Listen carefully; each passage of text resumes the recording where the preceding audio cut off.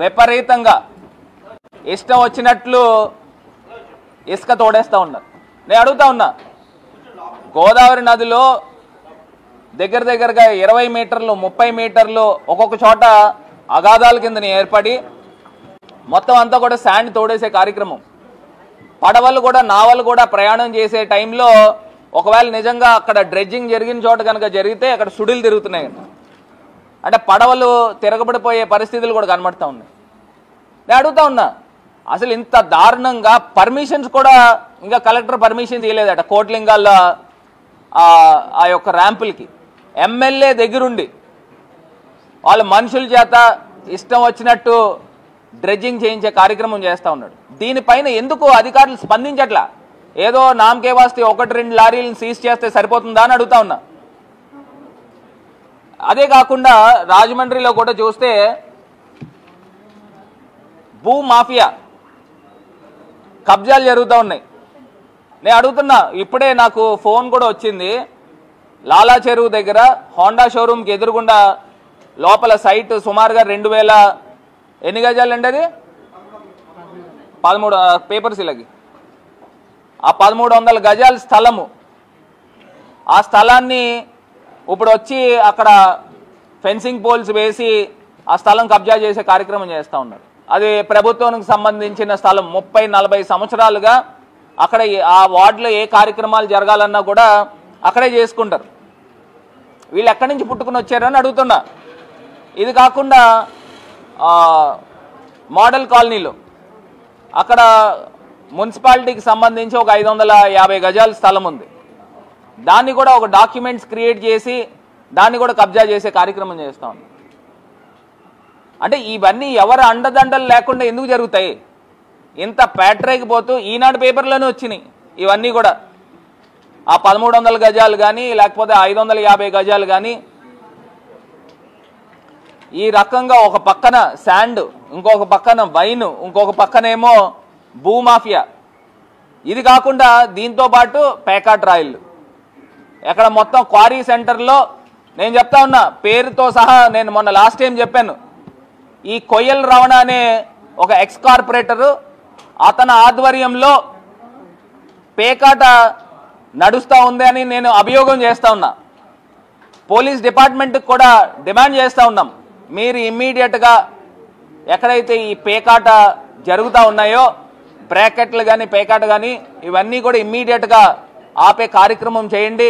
లేకపోతే ఖచ్చితంగా వైఎస్ఆర్సీపీ శ్రేణులందరూ కూడా ఆ ఏరియాలను ముట్టడిస్తామని కూడా ఈ సందర్భంగా తెలియపరుస్తున్నాం. నేను అత్యాచారాలు లేకపోతే ఈ కేసులన్నీ ఎందుకు వస్తున్నాయండి? వెచ్చలవిడితనంతో ఒక పక్కనేమో పేకాటలు ఆడిస్తున్నారు, ఇంకో పక్కనేమో పర్మిట్ రూములు పెట్టి తాగిస్తూ ఉన్నారు, ఇంకో పక్కనేమో ఈ ఎమ్మెల్యే మాట్లాడతాడు, వెనకాల తిరిగే వ్యక్తులందరూ కూడా ఆయనకి సంబంధించి వీళ్లే. ఏదైతే ఈ బ్లేడ్ బ్యాచ్కి సంబంధించి గంజాయికి సంబంధించి వీళ్లే. ఇలాంటి వాళ్ళని మన రాజమహేంద్రవరం ఎమ్మెల్యే కింద చేసుకుంటే రాజమండ్రికి పట్టే పరిస్థితులు ఇలానే కనబడతాయి.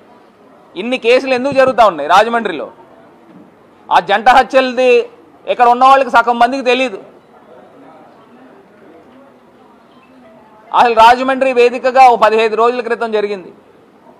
తల్లి కూతుర్ని ఇద్దరినీ కూడా మర్డర్ చేసి పారిపోతున్నాడు ఆ వ్యక్తి ఎవరో, హుకుంపేట డి బ్లాక్కి సంబంధించి. అంటే ఇన్ని అఘాయిత్యాలు, ఇన్ని అత్యాచారాలు జరుగుతూ ఏదైతే ఈ అంజలి అనే పాపకి జరిగిన అన్యాయము, సాక్షాత్తు ఆ వ్యక్తి కూడా టీడీపీ క్రియాశీలక సభ్యుడు, వాళ్ళ మామ కూడా టీడీపీలో ఇక్కడ నాయకుడు కూడా. ఇదిగోండి ఈ స్థలము 1330 గజాలు. కరెక్ట్గా గజము నాకు తెలిసి 70-80 వేలు ఉంటుంది. అంటే ఈ యొక్క స్థలం ఖరీదు కూడా 15 కోట్లు ఉంటుంది, కనీసం 10 కోట్ల రూపాయల స్థలము. ఈ స్థలాన్ని కబ్జా చేసే కార్యక్రమం. ఇది ఈనాడు పేపర్, మా సాక్షి పేపర్ కూడా కాదు. దీనికి కొంచెం కిందకి రండి. మోడల్ కాలనీలో లేఅవుట్ అనుమతుల మంజూరులో భాగంగా నిబంధనల ప్రకారం 500 గజాల భూమిని మాఫియా ఆక్రమించింది. అక్కడ లేఅవుట్ నిర్వాహకులు ఎదురు తిరిగి పోరాటంతో ఎట్టకేలకు ప్రణాళిక విభాగం కంచికట్టింది. అంటే ఇది ఎవరి ప్రోద్బలంతో జరుగుతూ ఉందని అడుగుతున్నా. ఇంత అన్యాయంగా రాజమండ్రిలో వెచ్చలవిడితనంతో ఈ కార్యక్రమాలు జరుగుతూ ఉన్నాయి. ప్రజలు గమనించగలరు. ఖచ్చితంగా మేము కలెక్టర్ గారి దగ్గరికి కూడా వెళ్ళి వినతిపత్రం ఇస్తాము.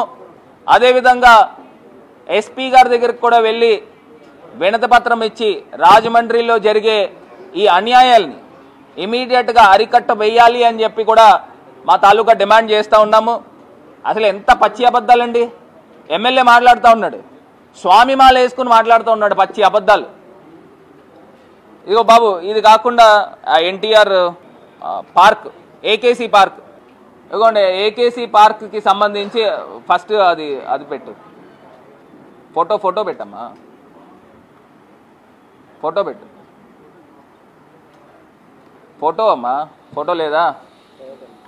ఇప్పుడు మీరు అందరూ కూడా అక్కడికి వెళ్ళొచ్చారండి.